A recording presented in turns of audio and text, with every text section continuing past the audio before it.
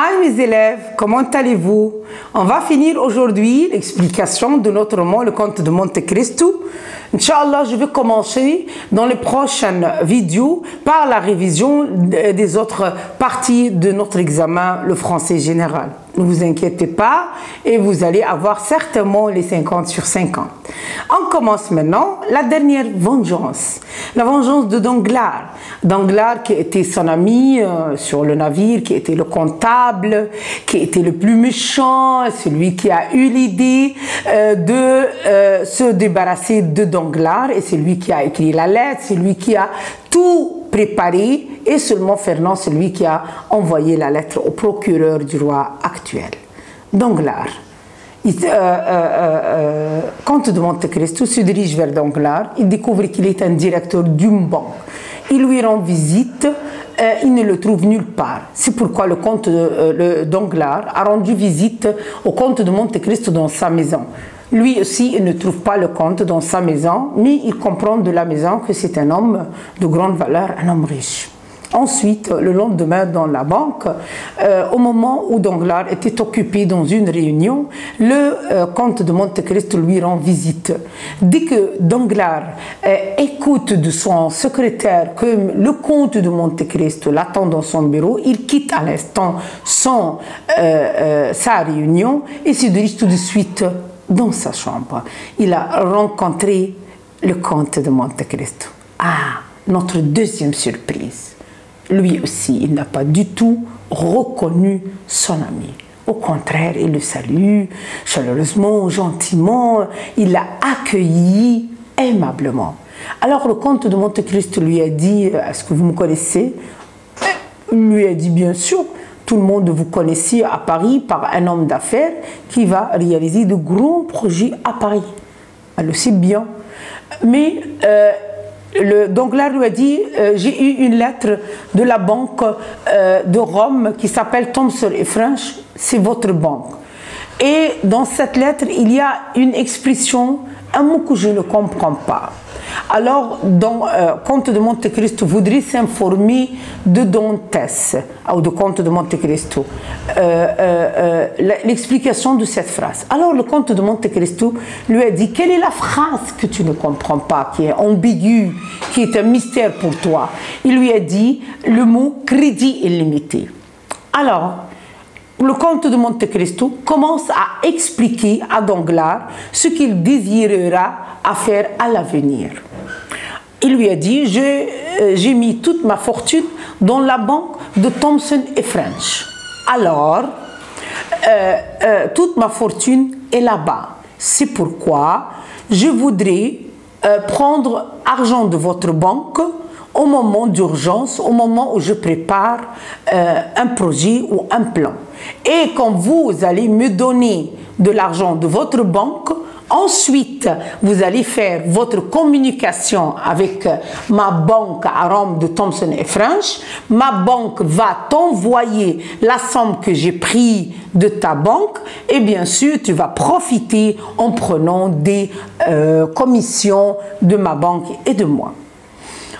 Danglars lui a confirmé qu'il comprend toute cette histoire. Mais le mot crédit illimité, c'est ce qui l'étonne. Enfin, il lui demande pourquoi.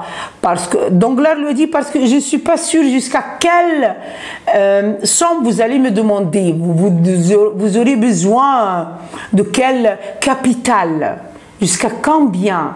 Il lui a dit comme je voudrais, je n'ai pas à la tête à l'instant la somme précise. Alors Danglars lui a dit, mais je voudrais savoir pour que je me prépare à votre demande. Je suis prêt à vous donner jusqu'à 1 million. Alors le comte de Monte Cristo se moque de Danglars et lui dit, mais 1 million, c'est de la monnaie que je garde toujours dans ma poche. Alors, Danglars voudrait s'informer encore une fois, à peu près jusqu'à combien il pourra être pris. Le comte de Monte Cristo lui a confirmé que peut-être à la première année, il faut que Danglars soit pris jusqu'à 5 ou 6 millions. Danglars, en écoutant cette somme, il est surpris. Il remarque que c'est une grande somme, mais il n'a rien montré au comte de Monte Cristo. Mais le comte de Monte Cristo déduit et commence à lui dire: est-ce que c'est une grande somme pour toi? C'est difficile?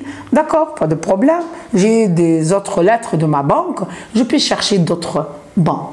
Alors, bien sûr, Danglars, en tant qu'homme méchant, ne veut rater une occasion à profiter. Il accepte la demande et le crédit de ce compte, et le compte lui demande de lui préparer toute liquidité au moment où il aura besoin. Et il donne à Danglars tous ses papiers officiels pour que Danglars s'assure de plus en plus qu'il possède à Rome, dans sa banque d'Italie qui s'appelle Thomson & French, une fortune plus grande que cette somme. Alors, Danglars accepte. Ensuite, comte de Monte Cristo quitte la banque. Après un certain temps, il va lui demander 1 million. Danglars accepte tout de suite et lui prépare la somme à l'instant. En quittant la banque, comte de Monte Cristo continue toujours à réfléchir. Comment pourra-t-il réagir pour se venger de cet homme? Alors, il s'informe des nouvelles de Danglars. Il sait que Danglars passe par des crises financières, qu'il doit de l'argent à beaucoup de personnes et il ne donne rien à personne. Alors, c'est pour Dantès une bonne occasion. Après plusieurs semaines, comte de Monte Cristo rend visite à Danglars et lui demande 5 millions tout de suite pour une affaire urgente. Danglars refuse à l'instant parce qu'il n'a pas de liquidité prête à la banque à cet instant. Et révèle à Dantès et lui raconte qu'il n'a dans la banque que 5 millions. Il était en train de signer 5 bons et qu'il doit donner cette somme à l'orphelinat. Et l'orphelinat a envoyé le porteur, l'employé, le Mozzabetaha, à la porte de Danglars et il attend la préparation de 5 bons. Alors, le comte de Monte Cristo ne lui plaît pas toute cette histoire et commence à le menacer de quitter la banque. Donc, Danglars est surpris. Il lui demande de chercher une solution. Alors, le comte de Monte Cristo lui a dit: qu'est-ce qu'on va faire? Danglars lui demande d'attendre 2 ou 3 jours. Alors, le comte de Monte Cristo refuse d'attendre. Et c'est lui, le comte de Monte Cristo, commence à lui présenter des propositions. Premièrement, il lui propose de lui donner la somme d'autres valeurs. Danglars ne croit pas, il ne comprend pas. Qu'est-ce que tu voudrais dire? Il lui rappelle que peut-être tu as un château, des bijoux, des terrains qui valent la même somme. Alors Danglars refuse complètement que Dantès ou le comte de Monte Cristo prend quelque chose de ses biens. Alors, Dantès, le comte de Monte Cristo, lui présente une deuxième proposition de faire sortir de sa poche, le comte de Monte Cristo a fait sortir de sa poche un reçu, un papier où le comte de Monte Cristo a écrit qu'il a pris 1 million d'abord de Danglars et ensuite 5 millions et en signant son nom et la date de ce jour-là. Danglars, en voyant la feuille, il est très content, c'est de l'argent, mais il hésite un peu. Qu'est-ce qu'il va faire avec le porteur de l'orphelinat qui l'attend à la porte? Alors le comte de Monte Cristo ne lui donne pas l'occasion de réfléchir. Il tend tout de suite sa main, il prend les 5 bons et donne le reçu à Danglars. Ensuite, le comte de Monte Cristo quitte la chambre, prend l'argent et quitte la banque. Le Danglars, qu'est-ce qu'il va faire? Il est désemparé, il ne sait quoi faire.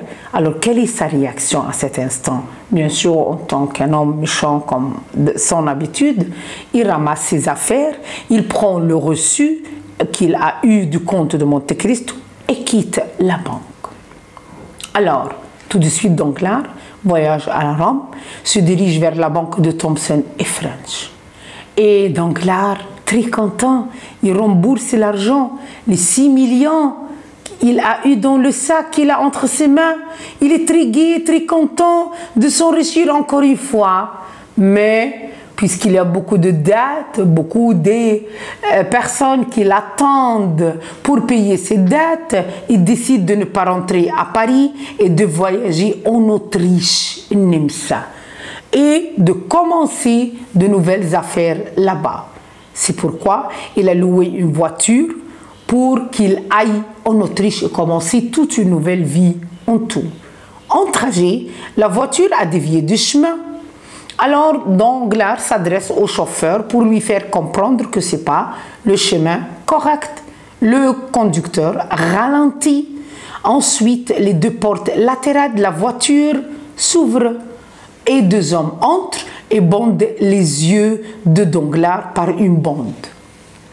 Après cette attaque, la première réaction de Danglars, il a crié, il a hurlé. Il a demandé le sauvetage, le secours. Au secours, au secours! Mais tout d'un coup, il se tait. Pourquoi? Il se rappelle Albert, et le fils de son ami, et qu'il a été enlevé dans le même pays. Alors, Danglars se dit que peut-être ce pays est plein de voleurs et de bandits, et certainement ces jeunes l'ont vu en quittant la banque et croyant que peut-être qu'il a une somme d'argent. C'est pourquoi à cet instant, il se tait, Danglars, il ne réagit pas du tout et il attend que ces jeunes lui demandent la rançon, il fidia. C'est la réflexion de Danglars à cet instant. Même il n'a rien dit parce qu'il croit, il est sûr même que ces personnes ne vont pas croire qu'il a toute cette somme d'argent. Alors peut-être ils vont croire qu'il a 100 000 seulement, pas 6 millions. Alors s'ils vont demander une rançon, ils vont demander une petite somme seulement.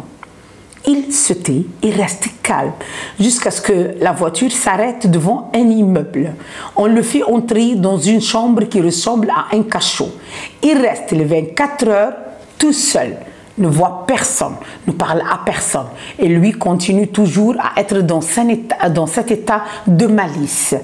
Mais après 24 heures, il commence à avoir faim, à sentir l'odeur d'oignons frits de quelqu'un qui prépare de la nourriture. C'est pourquoi il appelle les soldats qui se trouvent à sa porte.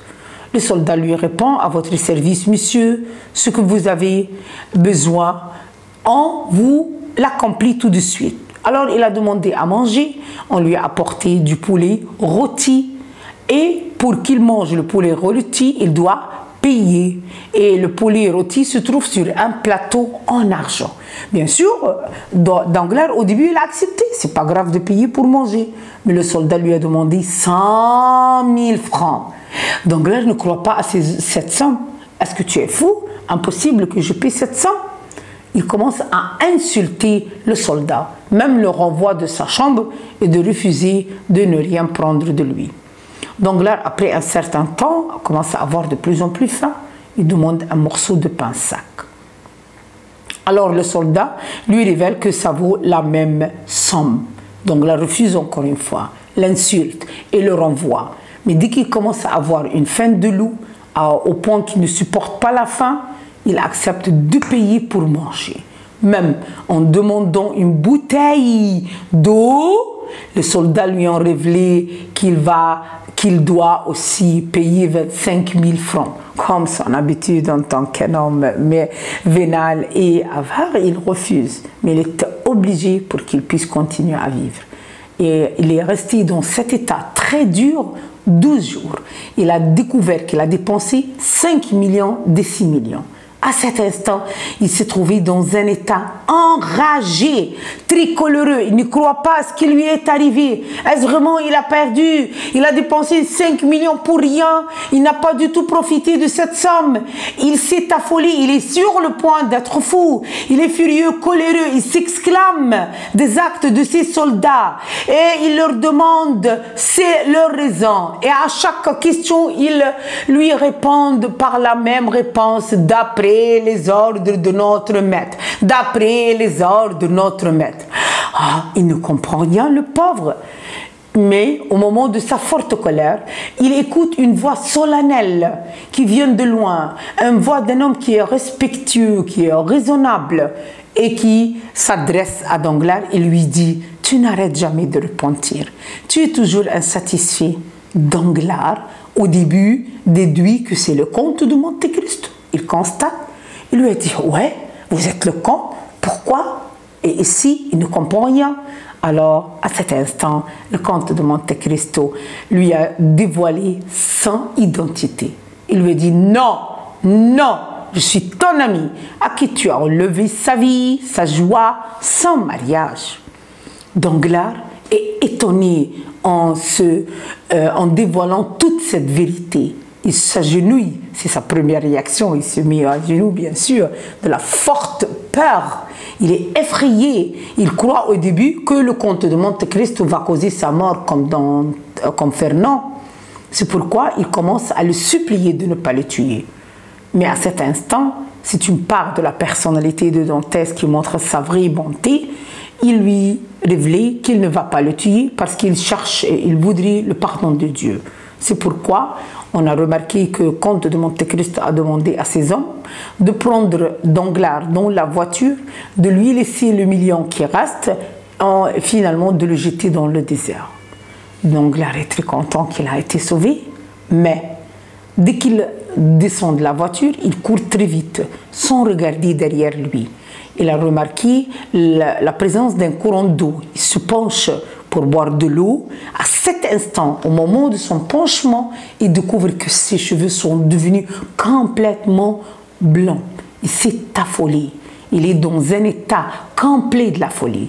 Il vivait 12 jours à ne pas savoir son destin, son avenir. Il va être tué, il va être enlevé, il va payer la rançon, ils vont le libérer. Tout cet état l'a rendu dans un état de folie. En plus, comte de Monte Cristo a fait connaître à Paris ce que Danglars a fait avec lui. Et de cet acte, il a détruit la réputation, la renommée sommette Danglars à Paris en tant qu'un banquier. Et finalement, il y a une main inconnue qui s'est dirigée vers les hospices de Villars et ont livré la somme à l'orphelinat.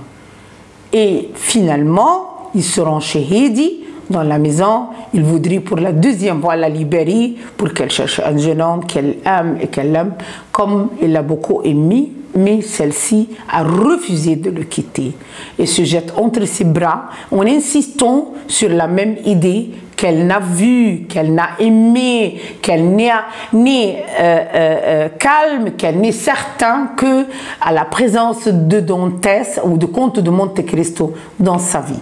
Et à la fin, les deux se sont mariés, les deux ont commencé à faire le tour du monde.